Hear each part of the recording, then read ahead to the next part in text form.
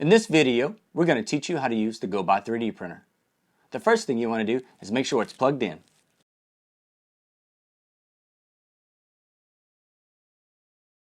The second step is to preheat it. On the LCD screen, select Preheat, then hit the green On button. The numbers at the top of the screen should turn red.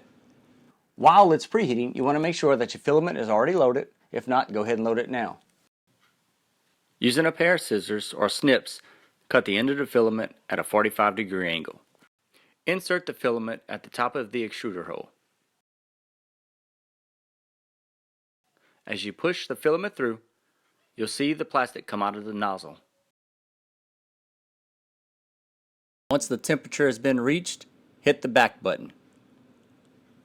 Select the green Print button. Choose the file you want to print.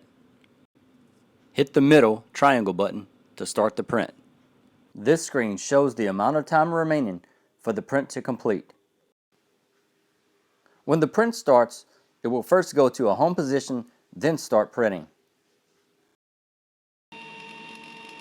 You'll see the plastic sticking to the bed.